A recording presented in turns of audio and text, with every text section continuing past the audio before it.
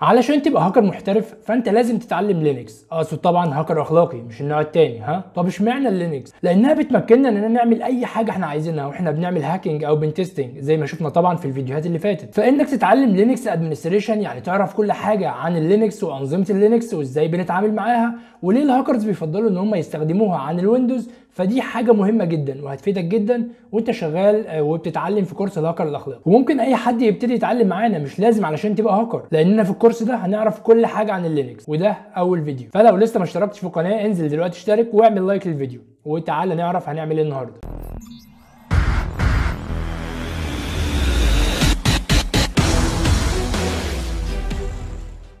اولا هنعمل اللاب اللي احنا هنطبق عليه الكورس ده، وهنعرف ايه هو اللينكس وايه هي الكيرنل، وهنتعرف على اللينكس تيرمينال واللي هنستخدمها طول ما احنا شغالين، وشويه اوامر بسيطه كده في البدايه علشان تعرف هتتحرك ازاي جوه نظام اللينكس ده. فيلا بينا نبدا.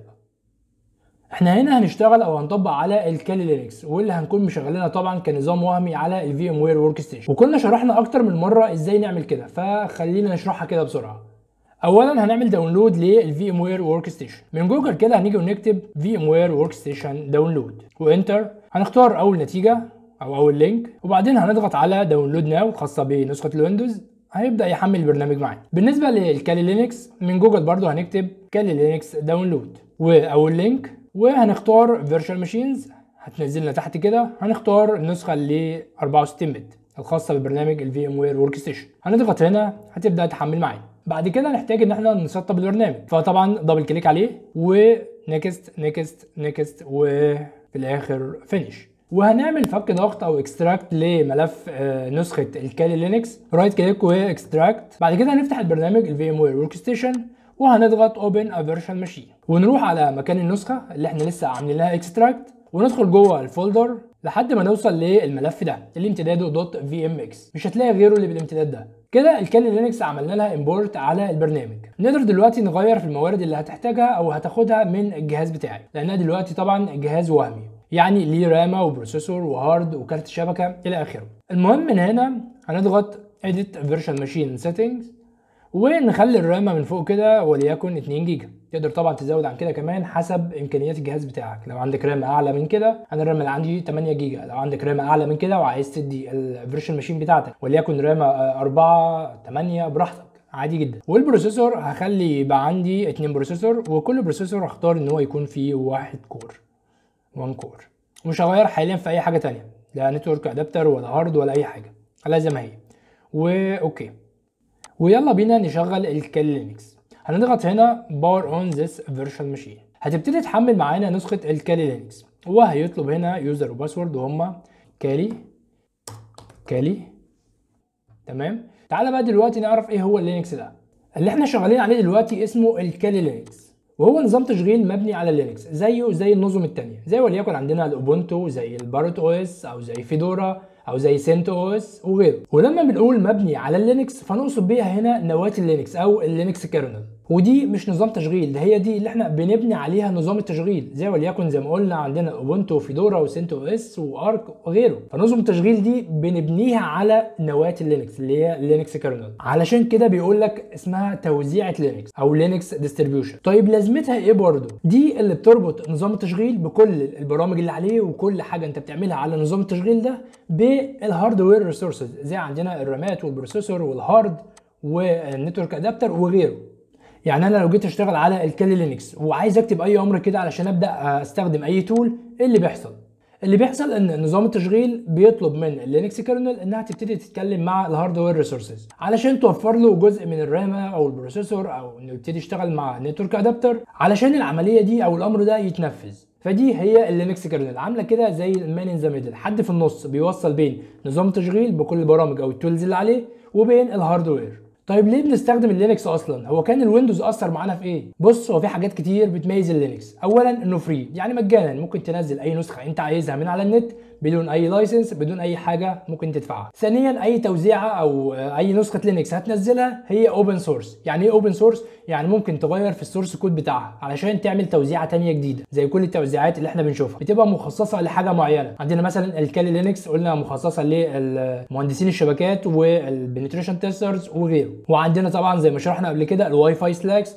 مخصصه لعمل بنتريشن تيستنج لشبكات الواي فاي، وغيرها كتير من النسخ الثانيه اللي كل حاجه فيهم مختصه بحاجه. ودي عباره عن ان ناس غيروا في السورس كود وبنوا نظام تشغيل على اللينكس كيرنل الاصليه علشان تناسب الاحتياجات بتاعتهم هم. ثالث حاجه بتميز بيها اللينكس وهو انه سريع جدا وامن جدا جدا، علشان كده هتلاقي اغلب الشركات والشركات الكبيره جدا هتلاقي السيرفرات بتاعتهم كلها لينكس. ده غير اغلب الاجهزه اللي حواليك هتلاقيها برضو لينكس، زي وليكن الراوتر المنزلي، الراوتر اللي عندك في البيت مبني على لينكس، وعندك زي الاندرويد اللي على موبايلك هتلاقيه برضو مبني على لينكس. ده برضو اللي مخلي الهاكرز يستخدموا اللينكس ويفضلوه عن اي نظام تشغيل تاني. علشان كده هتلاقي اغلب الادوات او التولز اللي على النت سواء على جيت هاب او غيره مبنيه على لينكس، ما ينفعش تشتغل على نظام تشغيل تاني. طيب تمام، دلوقتي تعالى نشوف الكالي لينكس.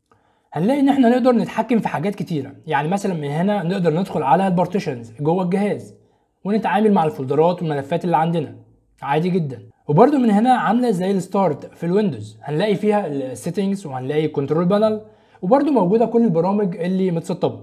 طيب تمام، لكن الحاجه الاقوى بقى، الحاجه اللي اي نسخه لينكس مصممه انها تشتغل عن طريقها، وهي اللينكس تيرمينال او التيرمينال ويندو، واللي بيها نقدر نتحكم في كل حاجه جوه اللينكس. طيب خلينا نشرح ببساطه كده. دلوقتي انا مشغل التيرمينال ويندو، عايز اعرف الدايركتوري اللي انا عليه، يعني مكاني فين جوه الجهاز، علشان اقدر اتحرك من مكاني لمكان تاني، او اكريت فولدرات، او اعمل اي حاجه جوه النسخه، او اروح لتول واعمل لها انيشيت، حاجات كتيره. فعايز اعرف مكاني فين دلوقتي جوه الجهاز ده. زي وليكن كده لما اضغط هنا دبل كليك هنا على الهوم، او ممكن من هنا من فوق كده اضغط على اوبن فولدر، فعايز اعرف انا فين. لو ضغطت فوق هنا كده هنلاقي ده الدايركتوري او المكان اللي انا شغال عليه دلوقتي. نفس الحوار بالنسبه للتيرمينال، انا عايز اعرف انا فين دلوقتي، فهنيجي هنا كده وهكتب BWD والاختصار لبرنت وركينج دايركتوري وانتر، فهيجيب لي الدايركتوري اللي انا شغال عليه دلوقتي. طيب عايز اعرف ايه اللي على المكان ده من فولدرات وملفات، عايز اعرف ايه اللي جوه المكان ده او جوه الدايركتوري ده. انا دلوقتي مش شايف حاجه من على اللينكس تيرمينال، فهعمل ايه؟ هاجي كده واكتب ls والاختصار لليست، وبعدين هضغط انتر، فهتجيب لي كل حاجه جوه الدايركتوري ده. تمام، اقدر دلوقتي ادخل اي فولدر فيهم.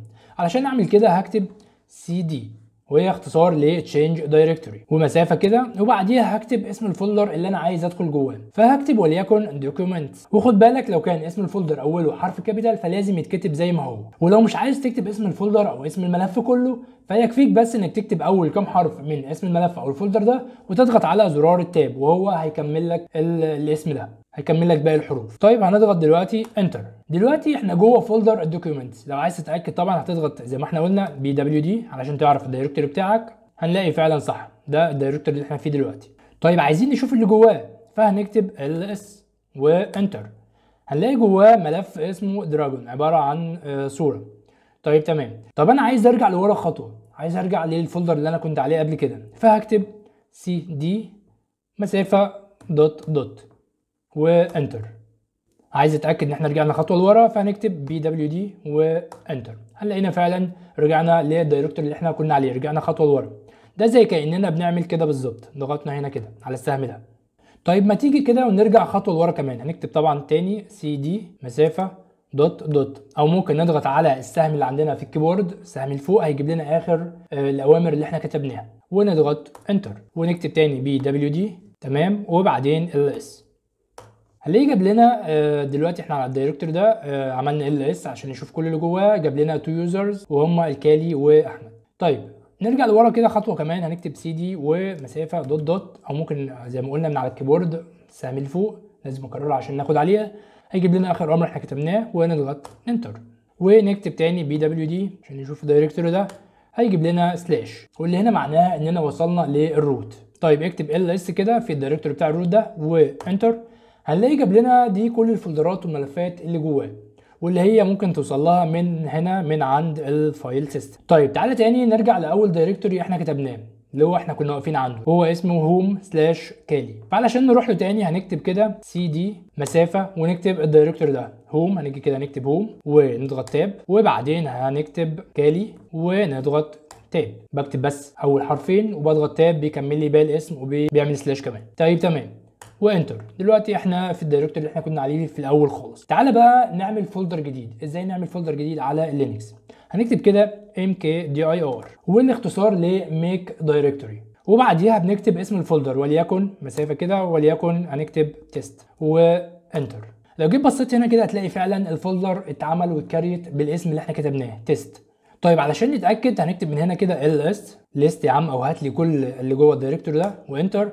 هلاقي فعلا الفولدر موجود وبالاسم اللي احنا كتبناه تيست.